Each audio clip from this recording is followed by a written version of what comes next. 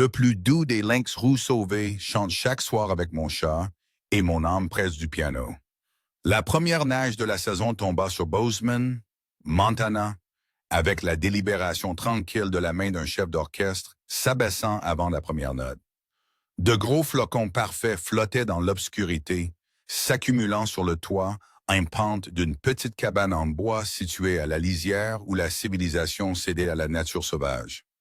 À l'intérieur, sous des chevrons assombris par des décennies de fumée de bois et d'hivers montagnards, une chaude lueur dorée, provenant d'un vieux lampadaire en laiton, se répandait sur les planches de plancher usées et venait se poser sur un piano en bois foncé qui dominait le modeste salon comme un monument silencieux à une autre époque. Elias Mercer était assis à ce piano comme chaque soir. Ses 74 ans se lisaient dans l'argent de ses cheveux, dans la légère courbure de ses épaules. Pourtant, ses doigts, fins et élégants, marqués des callosités subtiles d'une dévotion de toute une vie, se déplaçaient sur les touches avec une autorité qui transcendait l'âge. Il jouait lentement, presque méditativement, tirant chaque note comme s'il l'extrayait de l'âme même de l'instrument. La mélodie était l'une des préférées d'Eleanor, un morceau qu'ils avaient interprété ensemble des dizaines de fois dans des salles de concert de Seattle à Boston, lorsqu'elle se tenait à ses côtés, son violon calé sous son menton, les yeux fermés de concentration, leur musique s'entremêlant comme deux voix en parfaite conversation. Eleanor avait été plus que sa femme, elle avait été sa collègue, son égale artistique, son âme sœur au sens le plus vrai du terme. Ils s'étaient rencontrés dans un conservatoire à 20 ans, deux musiciens ambitieux qui avaient reconnu l'un chez l'autre non pas une compétition, mais une complétude. Pendant 47 ans, ils avaient fait de la musique ensemble. Leur partenariat était si intuitif que le public commentait souvent qu'ils semblaient partager un même souffle, un même battement de cœur. Mais le cancer avait fait taire son violon il y a 3 ans. Et maintenant, c'était juste Elias et le piano, jouant ses morceaux préférés à une pièce vide. Enfin, pas entièrement vide. Sur le couvercle fermé du piano, recroquevillé en une parfaite sphère de couleur crème, gisait Peaches, la chatte américaine à poils courts qu'Eleanor avait adoptée dans un refuge 2 mois avant sa mort. Peaches avait été son dernier cadeau à Elias, bien qu'aucun d'eux ne l'eût su à l'époque. La queue du chat remuait légèrement maintenant, répondant à un rythme interne qui semblait synchronisé avec la musique s'écoulant sous les doigts d'Elias. Le morceau montait vers son crescendo, les notes profondes et résonnantes dans la petite cabane. Elias se sentait aspiré par la musique comme toujours, cette étrange transe où le temps se dissolvait et où il pouvait presque croire qu'Eleanor se tenait de nouveau à ses côtés, son archet se déplaçant sur les cordes. Mais quelque chose brisa le charme, un picotement de conscience, un instinct affûté par des années de performance devant des publics. Il se sentit observé, presque involontairement. Son regard se leva vers la porte coulissante en verre qui donnait sur la terrasse arrière. Au-delà, le jardin qu'Eleanor et lui avaient planté ensemble était enfoui sous la neige fraîche. Les flocons tombaient plus fort maintenant, tourbillonnant dans la lueur de la lumière du porche, et là, juste au-delà du cercle de lumière, 2 yeux ambrés le fixaient directement. Les mains d'Elias s'immobilisèrent sur les touches. Le silence soudain sembla assourdissant après la musique. Les yeux ne clignèrent pas, ne vacillèrent pas tandis que sa vision s'ajustait. La forme de la créature émergea de l'obscurité, un lynx roux, plus petit qu'il n'aurait pu s'y attendre. Son pelage fauve était emmêlé et sale, sa posture absolument immobile. Il se tenait peut-être à 3 mètres de la porte vitrée, et il ne regardait pas au-delà de lui ou à travers lui, mais directement lui, avec une intensité qui lui coupa le souffle. Les oreilles du lynx roux étaient dressées en avant, sa gueule était légèrement ouverte, et à ce moment-là, Elias aurait pu jurer que l'animal avait écouté, véritablement écouté la musique. Il se leva lentement du banc, ses articulations protestant après 1 heure d'assise. Le mouvement sembla briser le charme qui avait retenu le lynx roux en place. Sans hâte, sans panique, il se contenta de se retourner et de se fondre à nouveau dans l'obscurité d'où il était apparu. Aussi silencieux qu'une pensée, Elias resta longtemps devant la porte vitrée, la main pressée contre la vitre froide, fixant la neige qui tombait. Peach, dérangé par l'arrêt de la musique, se déroula et s'étira avec ostentation avant de s'approcher à pas feutrés pour enquêter sur ce qui avait capté l'attention de son humain. Elle regarda dans l'obscurité, ses pupilles dilatées, mais ce qui avait été là était parti. « Tu as vu ça? » murmura Elias au chat, qui répondit en se frottant à ses chevilles. Il secoua la tête, incertain de pouvoir faire confiance à sa propre perception. La nature sauvage du Montana pressait ici contre la civilisation, et il n'était pas rare d'apercevoir des cerfs, des wapitis, même un ours occasionnel, mais un lynx roux, immobile, le regardant à travers la fenêtre. C'était quelque chose de différent, quelque chose qu'il ne pouvait pas vraiment expliquer. Le lendemain soir, après une journée passée à donner des leçons de piano aux quelques étudiants qui venaient encore à sa cabane, Elias retourna à son instrument à l'heure habituelle. Il se dit qu'il n'attendait rien, que la nuit précédente avait été un coup de chance, un moment de sauvagerie s'égarant trop près de l'habitation humaine avant de retourner à son domaine propre. Pourtant, alors qu'il commençait à jouer, ses yeux continuaient de dériver vers la porte vitrée. 20 minutes après le début de sa pratique, un mouvement à l'extérieur attira son attention. Ses mains continuaient leur motif familier sur les touches, une mémoire musculaire si profonde qu'il pouvait jouer dans son sommeil, tandis que son regard se fixait sur le jardin. Là, à l'extrémité de la cour où la lueur de la lumière du porche atteignait à peine, se tenait le lynx roux. Cette fois, Elias ne s'arrêta pas de jouer. Il regarda la créature s'asseoir sur ses pattes arrière, sa queue enroulée autour de son corps, ses yeux reflétant la lumière de la cabane. Elle resta pendant tout le morceau. Et quand Elias enchaîna avec un nocturne de Chopin, un autre des favoris d'Eleanor, la tête du lynx roux s'inclina légèrement, comme si elle considérait ce nouveau son. Quand Elias s'arrêta finalement, bien après son heure de coucher habituelle, le lynx roux resta encore quelques instants avant de disparaître dans la nuit. Peach, qui dormait sur le canapé, bougea à peine. Cela devint leur routine. Chaque soir, aussi prévisible que l'obscurité elle-même, le lynx roux revenait. Au cours d'une semaine puis de deux, il se rapprocha progressivement. Du bord de la cour à la clôture du jardin, de la clôture au potager enneigé, du potager à la terrasse elle-même. Chaque nuit, Elias jouait, et chaque nuit, le lynx roux venait, son auditoire silencieux et sauvage. Elias se surprit à changer son répertoire. Les concertos et sonates techniquement exigeants qui avaient défini sa vie professionnelle, cédant la place à des pièces plus douces. Les gymnopédies de Satie, Clair de lune de Debussy, de simples mélodies folkloriques qu'Eleanor fredonnait en cuisinant. Il jouait plus lentement, laissant chaque note respirer et s'épanouir dans la petite cabane. Et à chaque mélodie plus douce, le lynx roux se rapprochait. Il commença à remarquer des détails.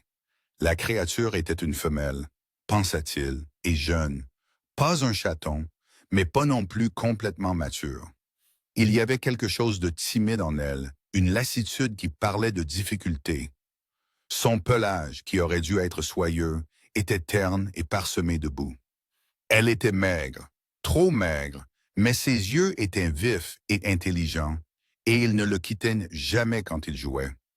Elias se demanda si elle était orpheline, peut-être séparée de sa mère avant d'apprendre à chasser correctement, ou peut-être était-elle blessée d'une manière qui rendait la chasse difficile. Il savait qu'il ne devait pas intervenir. Les experts en gestion de la faune étaient toujours clairs sur le maintien des frontières entre les mondes humains et animaux. Mais quelque chose dans la veille nocturne du lynx roux le touchait à un endroit qu'il avait cru engourdi par le chagrin. Une nuit, environ 3 semaines après la première apparition du lynx roux, Elias s'assit pour jouer Whispers of Winter, un morceau qu'il avait composé lui-même des années auparavant, inspiré par la description d'Eleanor de la neige tombant devant leur premier appartement à Chicago. Ses doigts trouvèrent des notes d'ouverture, délicates et cristallines, destinées à évoquer des flocons de neige individuels. Peach, qui dormait habituellement pendant ses concerts du soir avec un léger froncement d'oreille agacé lorsque le volume perturbait ses rêves, leva soudain la tête. Tout son corps devint rigide d'attention. Ses moustaches se dressèrent en avant. Elle fixa la porte vitrée avec une intensité qu'Elias n'avait jamais vue en elle auparavant. Il s'arrêta de jouer en plein milieu d'une phrase. Dehors, le lynx roux était assis immobile sur la terrasse, si près maintenant qu'il pouvait voir les touffes de poils individuels sur le bout de ses oreilles, les marques blanches sur sa gorge, le pouls rapide de sa respiration dans l'air froid. Puis Peaches fit quelque chose qui laissa Elias bouche bée. Elle se leva, s'étira avec une délibération exagérée et marcha directement vers la porte coulissante en verre. Sans hésitation, elle leva une patte de couleur crème et gratta doucement le verre une fois, 2 fois, 3 fois, comme pour inviter l'étrangère à jouer. Les oreilles du lynx roux pivotèrent vers l'avant. Elle se leva, fit 2 pas de plus et s'assit directement en face de Peach avec seulement la vitre entre elles. Sa tête s'inclina légèrement sur le côté et elle émit un petit son. Pas tout à fait un miaulement, pas tout à fait un grognement, mais quelque chose entre les deux. Peach répondit par un doux roucoulement, sa queue tenue haute et frémissant légèrement à son extrémité. Elias resta figé sur le banc du piano, peur de bouger, peur de respirer, regardant les 2 chattes, l'une domestique, l'autre sauvage, séparées par le verre, l'évolution et des milliers d'années d'histoires divergentes menaient ce qui ne pouvait être qualifié que de conversation. Elles restèrent ainsi près de 5 minutes, émettant parfois de petits sons, leurs yeux fixés l'un sur l'autre. Ce fut Peaches qui brisa finalement le charme, se détournant et retournant vers sa gamelle comme si rien d'extraordinaire ne s'était passé. Le lynx roux la regarda partir, puis reporta son attention sur Elias. Il émit de nouveau ce son entre les deux, et Elias se retrouva à dire « D'accord, d'accord, je t'entends ». Le lendemain soir, après de longs débats internes, Elias fit quelque chose qu'il savait potentiellement insensé. Avant de s'asseoir au piano, il laissa la porte coulissante en verre entr'ouverte, juste un interstice de 3 ou 4 pouces. Pas assez pour qu'un humain passe, mais suffisant pour un chat déterminé. Il plaça une gamelle d'eau tiède juste à l'intérieur du seuil et à côté, une petite portion du poulet rôti qu'il avait préparé pour le dîner. Peach se posta près de la porte, assise avec l'attente patiente de quelqu'un qui attend un invité. Elias retourna au piano et commença à jouer. Ses mains étaient légèrement instables de nervosité et il dut recommencer l'ouverture 2 fois avant de trouver son rythme. Alors que les premières notes flottaient enfin clairement dans l'air, la forme familière se matérialisa de l'obscurité. Le lynx roux s'approcha de la terrasse plus lentement que d'habitude, son corps bas, tous ses sens en alerte. Elle s'arrêta à la porte, son nez travaillant, analysant la nouvelle configuration. Elias continuait de jouer, se forçant à ne pas regarder, à ne pas anticiper. Du coin de l'œil, il vit Peaches se lever et s'avancer, touchant son nez à l'interstice de la porte. Cela sembla décider des choses. Le lynx roux s'avança, se faufilant à travers l'ouverture avec la grâce liquide propre au félin. Elle s'arrêta immédiatement à l'intérieur, ses muscles tendus, prêts à s'enfuir, mais Peaches se contenta de s'approcher, et les 2 chats se touchèrent brièvement le nez, une salutation formelle, pensa Elias, entre vieillards âmes qui se reconnaissent. L'attention du lynx roux se tourna vers la nourriture et l'eau. Elle mangea délicatement, prenant de petites bouchées, s'arrêtant fréquemment pour lever la tête et vérifier son environnement. Quand elle eut mangé environ la moitié du poulet, elle laissa le reste et se dirigea vers l'eau, lapant tranquillement. Puis, à l'étonnement d'Elias, elle fit quelques pas de plus dans la pièce et s'allongea sur le plancher en bois usé, son corps anguleux de manière à pouvoir surveiller à la fois la porte et le piano. Elias continua de jouer. Son cœur battait si fort qu'il était certain que le lynx roux pouvait l'entendre, mais il força sa respiration à rester stable, ses mains à maintenir leur rythme. Le morceau qu'il jouait était l'un des favoris d'Eleanor, un prélude de Bach, complexe et mathématique, mais pourtant profondément émotionnel. Les yeux du lynx roux commencèrent à se fermer, pas complètement, mais dans cet état de veille il est détendu que les chats atteignent si facilement. Sa respiration ralentit, et quand Elias atteignit la douce conclusion du prélude, elle était toujours là. À partir de cette nuit-là, elle vint tous les soirs. Elias commença à laisser la porte légèrement entr'ouverte à la même heure chaque nuit, et elle arrivait avec la régularité d'une horloge. Il la nomma Asher, en raison des marques couleur cendre sur son pelage, et parce que Eleanor avait un jour dit que s'ils avaient eu un fils, elle aurait voulu le nommer Asher. Il n'y avait plus d'hésitation, plus de peur. La routine s'établit avec une rapidité surprenante.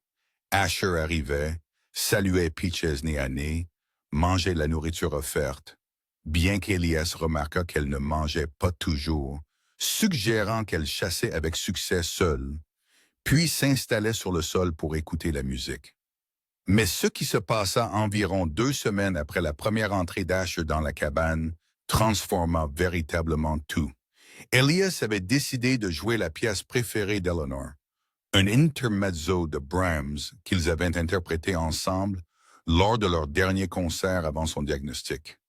Ses doigts trouvèrent des notes d'ouverture, tendres et nostalgiques, et il sentit la douleur familière de la perte que ce morceau particulier lui apportait toujours. Alors Asher commença à vocaliser. Cela commença par un grondement bas, presque subsonique, synchronisé avec les notes de basse.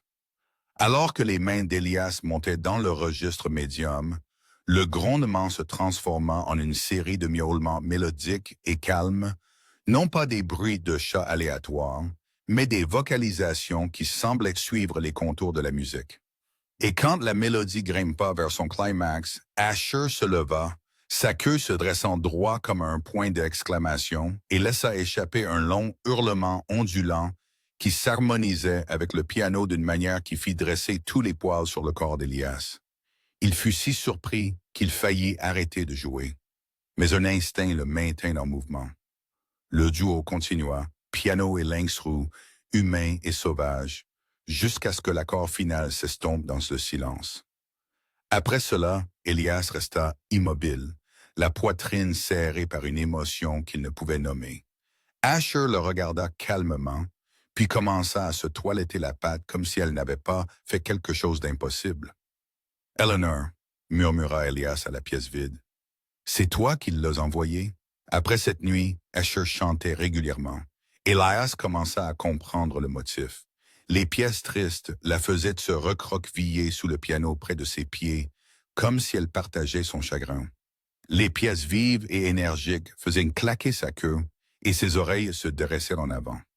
Et certaines mélodies, en particulier celles en mode mineur, avec des progressions harmoniques inattendues, la faisaient vocaliser, ajoutant sa propre voix à la musique. Elle ne venait pas pour la nourriture, réalisa Elias.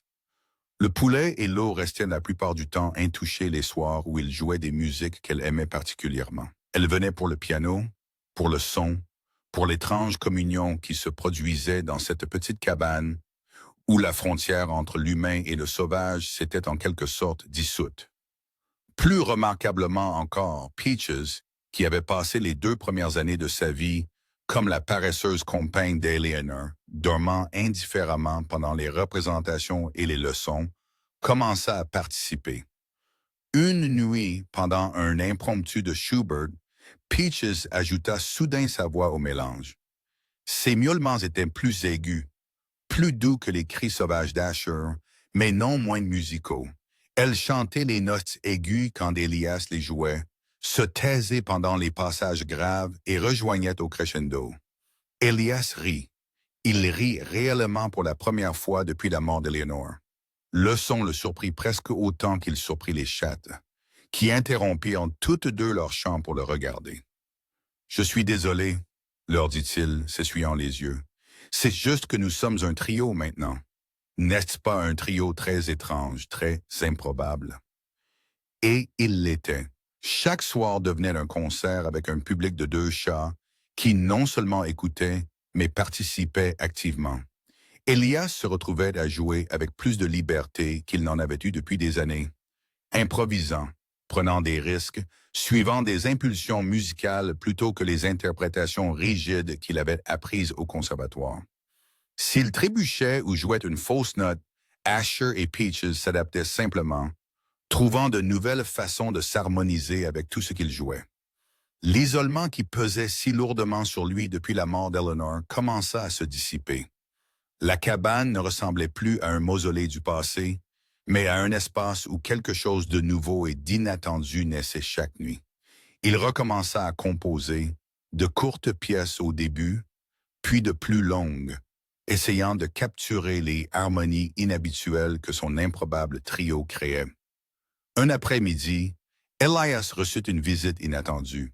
Lucinda Bright, une chanteuse d'opéra renommée qui avait chanté avec lui et Eleanor des décennies auparavant, passait par le Montana en route pour Seattle. Elle appela de la ville, demandant si elle pouvait s'arrêter pour le thé et quelques souvenirs.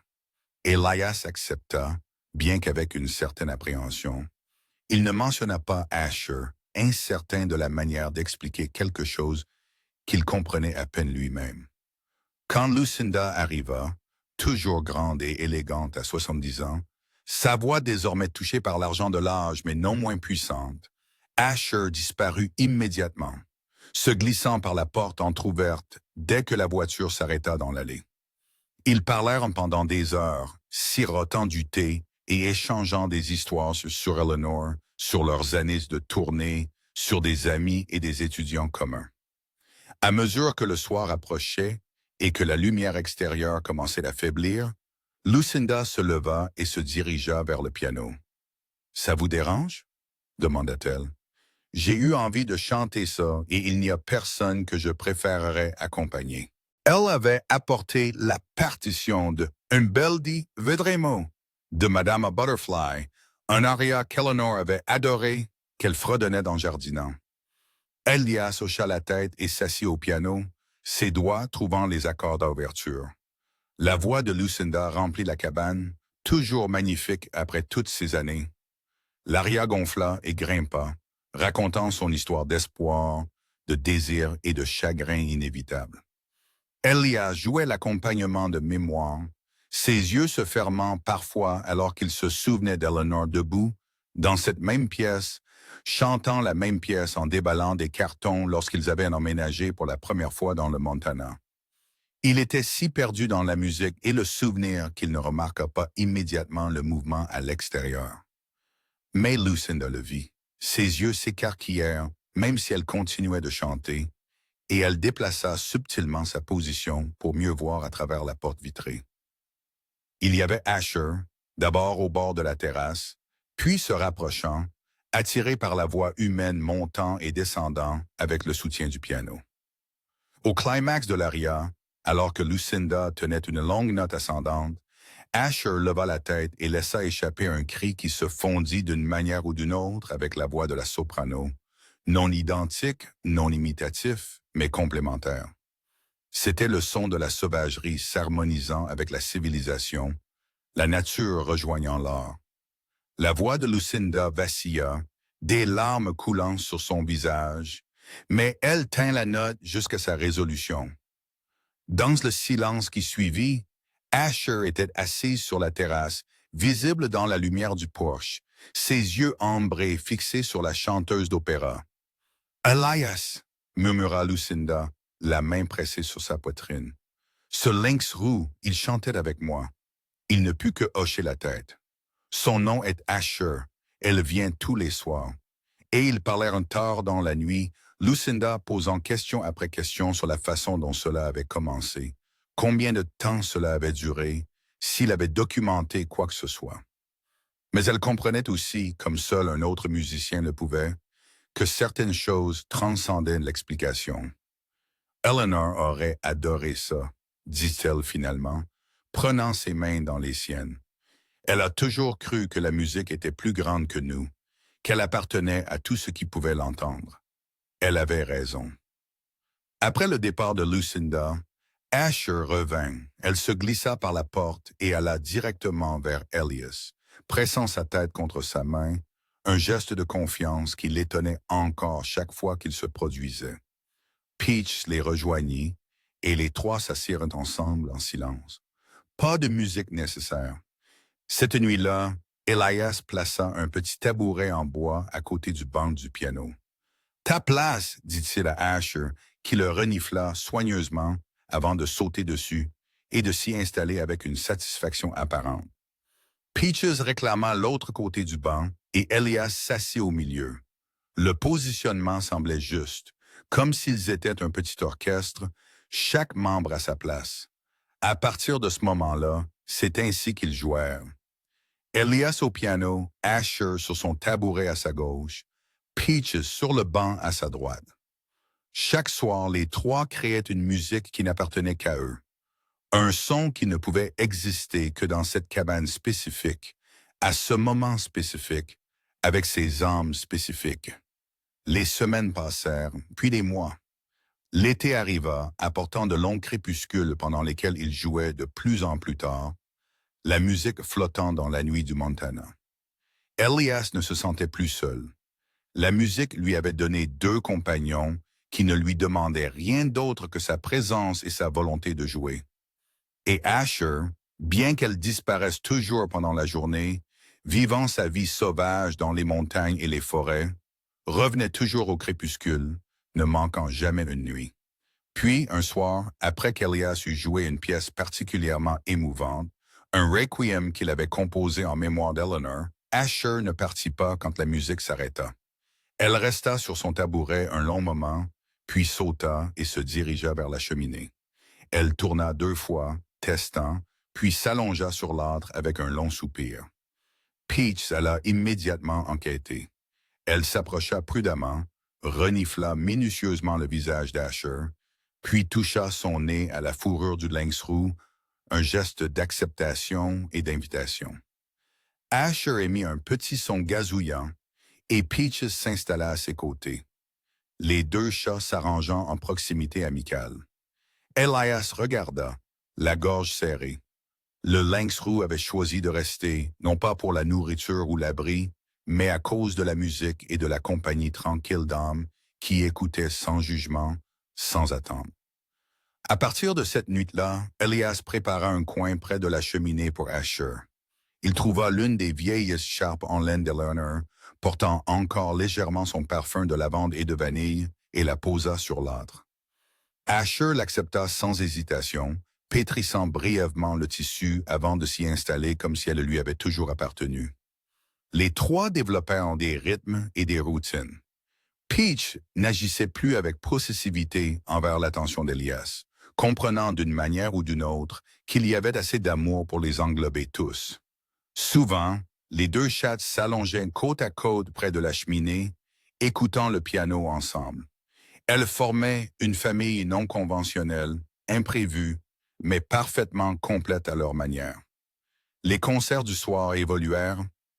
Elias jouait de vieilles chansons auxquelles il n'avait pas pensé depuis des décennies, de nouvelles mélodies qui lui venaient en rêve, même les pièces inachevées qu'Eleanor et lui avaient commencées mais jamais terminées. Une nuit, il commença à jouer le mouvement d'ouverture d'une sonate qu'ils avaient écrite ensemble pendant leur première année de mariage. Ils étaient arrivés jusqu'à la section de développement avant qu'une tournée n'intervienne, et ils n'y étaient jamais revenus. Elias joua ce qui existait, puis s'arrêta au point d'interruption familier. Dans le silence, Asher leva la tête de sa position près de la cheminée. Elle émit un son doux, interrogatif, comme pour demander pourquoi il s'était arrêté. Quand il resta immobile, elle refit le son, plus insistance. « Je ne sais pas comment ça continue », lui dit Elias. « Eleanor et moi ne l'avons jamais fini. » Asher se leva, marcha vers le piano et fit ce son une 3e fois. Peach se joignit avec un doux miaulement. Il l'encourageait à continuer, réalisa-t-il, dirigeant à leur manière. Alors, il continua, note par note, laissant ses doigts suivre l'instinct plutôt que la mémoire. Il s'aventura dans le territoire inachevé de la composition. Quand il hésitait, Asher vocalisait, et il découvrit qu'il pouvait d'une manière ou d'une autre traduire ses sons sauvages en décisions musicales. Peach miaulait à certains passages, et il découvrit que c'étaient les moments qui devaient être plus doux, plus délicats. Lentement, sur plusieurs soirées, la pièce trouva sa fin, non pas avec Eleanor, mais avec Asher et Peaches comme ses improbables collaborateurs.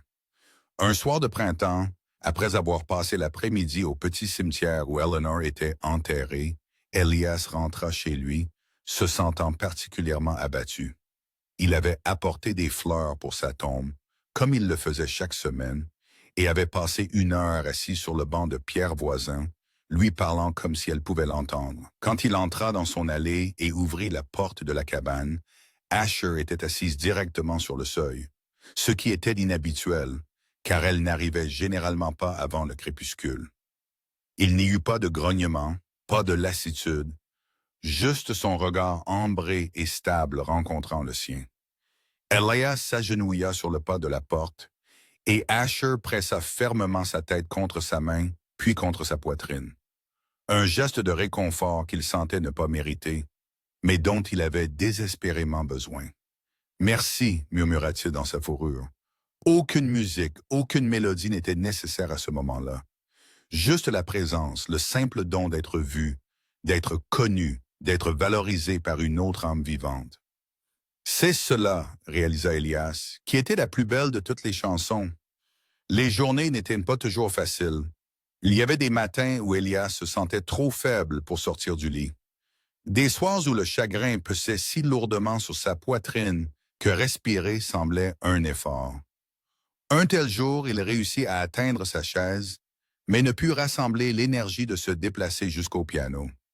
Peaches grimpa sur ses genoux, lui pétrissant doucement la poitrine et ronronnant. Asher, qui attendait habituellement le début de la musique, s'approcha du banc du piano et y sauta. Elle marcha sur les touches, ses pattes créant un tintement discordant de notes qui aurait été comique dans d'autres circonstances. Malgré son épuisement, Elias gloussa.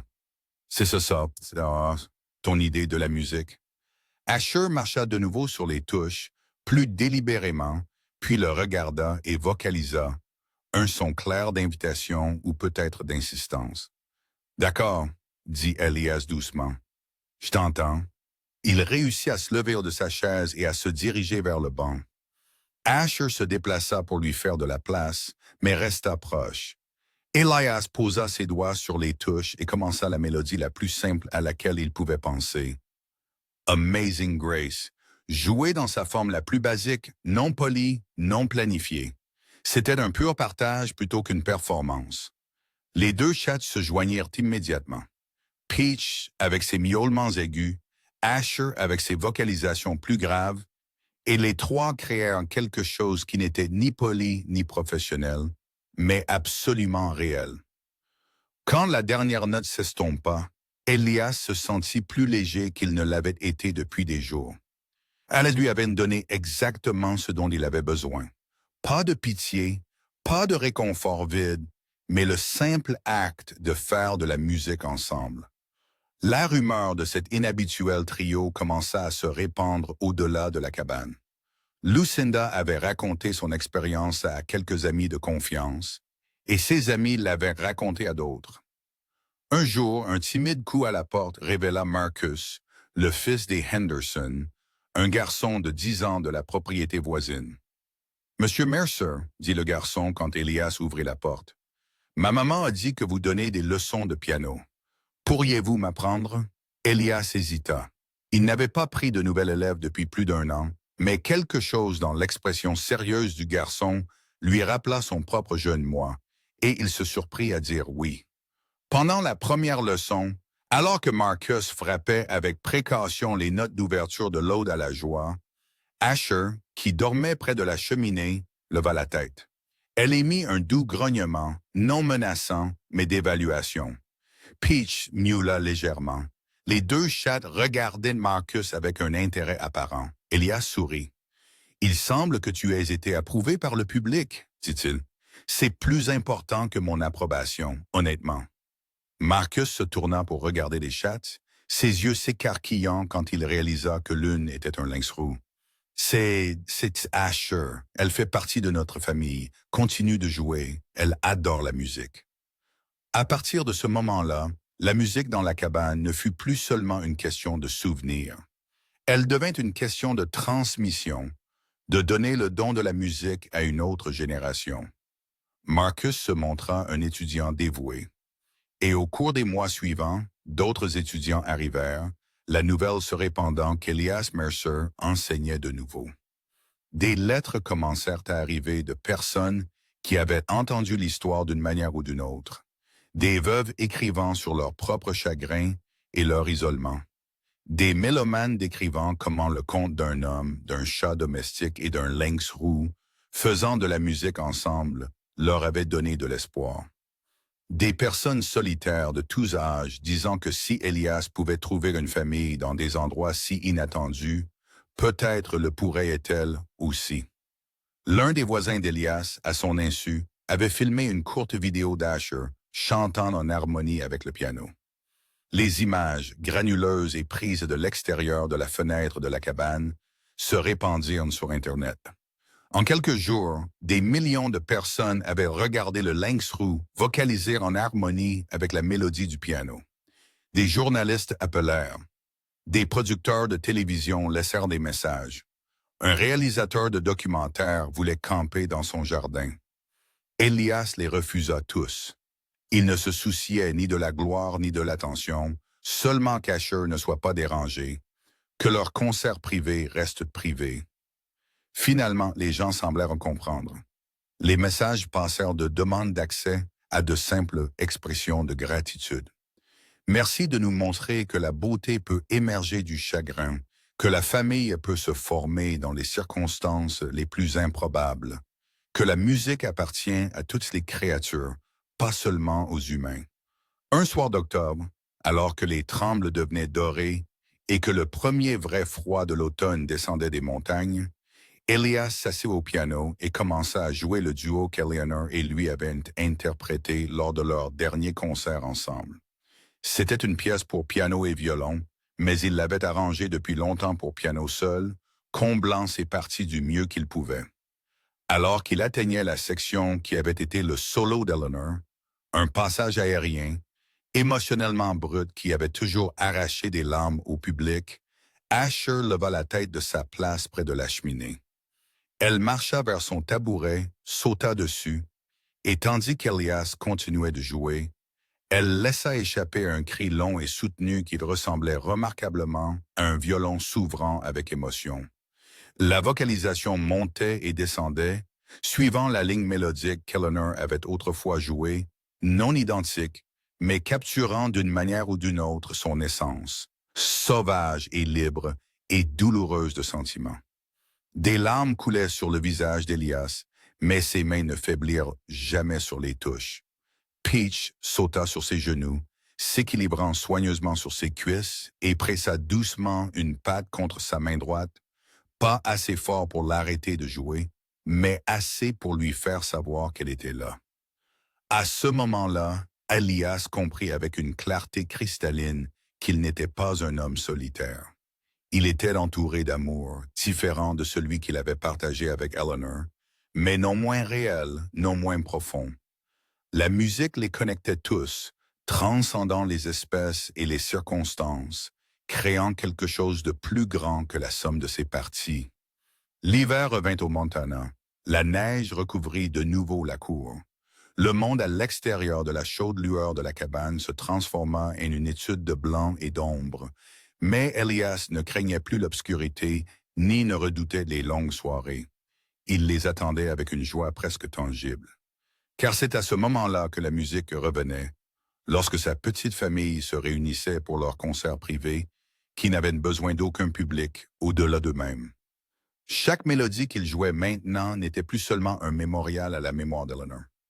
Bien que son esprit imprégnât tout ce qu'il faisait, la musique était devenue un hommage à la vie elle-même, à la vérité remarquable que l'amour peut fleurir même dans la neige la plus froide, que la guérison peut émerger des sources les plus improbables et que la musique a le pouvoir de lier trois âmes complètement différentes en une famille parfaite et extraordinaire. Pour le premier anniversaire de l'arrivée d'Asher, Elias plaça 3 photographies sur le piano, l'une d'Eleanor avec son violon, une qu'il avait prise de Peachy dormant dans un rayon de soleil, et une qu'un étudiant en visite avait prise d'Asher sur son tabouret, la gueule ouverte en pleine vocalisation.